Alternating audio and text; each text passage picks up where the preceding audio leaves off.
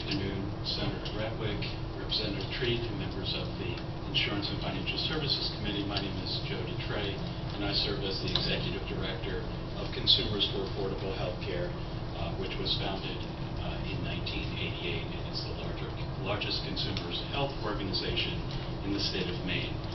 And I am here on behalf of my organization to testify in opposition to the confirmation of Mr. McKane to the Dirigo Health Board of Directors.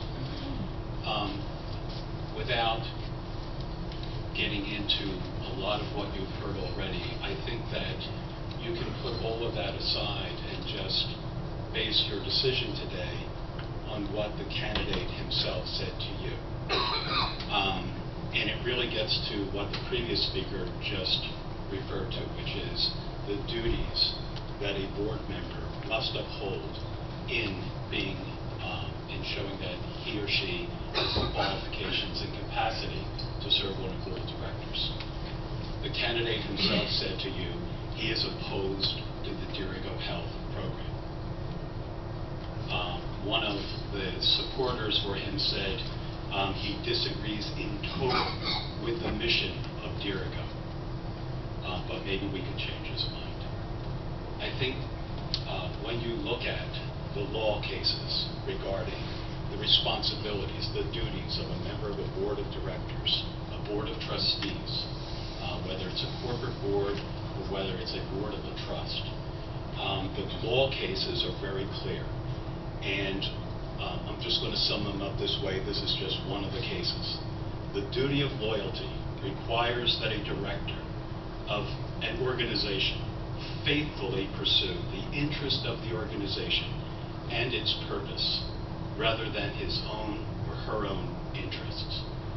And I think that you can't vote today to support the confirmation of this candidate knowing that he appeared before you and said he is opposed to the Dirigo Health program. And from his statements prior that he's opposed to the mission of the program. He may be in favor of the goal of supporting getting people coverage in some way, but it's not through this program. One of the prior candidates who you voted to confirm stated that he, one of his top priorities as a board member was the transition of this organization to the exchange or to the, the future coverage. And you've already heard people point out that Mr. McKane is also opposed to the Affordable Care Act. But in that transition, we have to remember that there will be decisions that have to be made by the board members that have to do with that transition.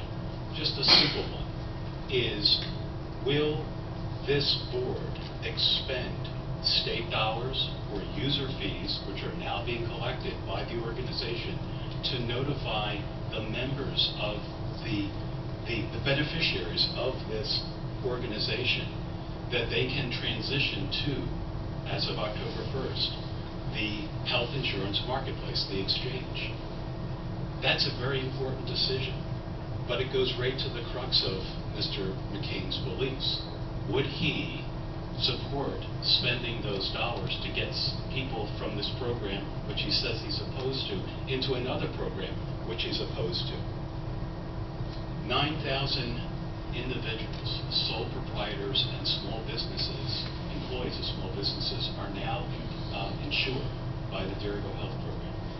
2/3 of them have incomes at or below 300% of the federal poverty level. They need the subsidies in order to continue their coverage. If they don't transition to the exchange, to the health insurance marketplace, they will go uninsured. And so I don't believe that this nomination, that you can confirm this nomination because of his opposition to the program and to the future of where this program is going to go.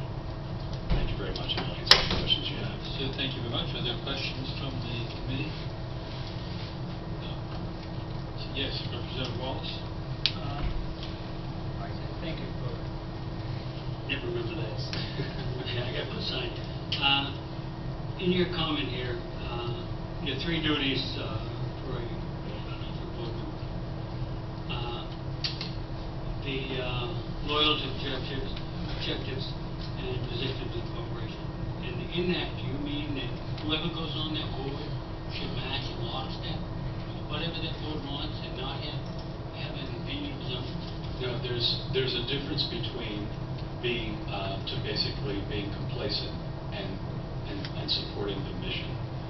And again, the 3 duties are the duty of care, the duty of loyalty, and a fiduciary duty.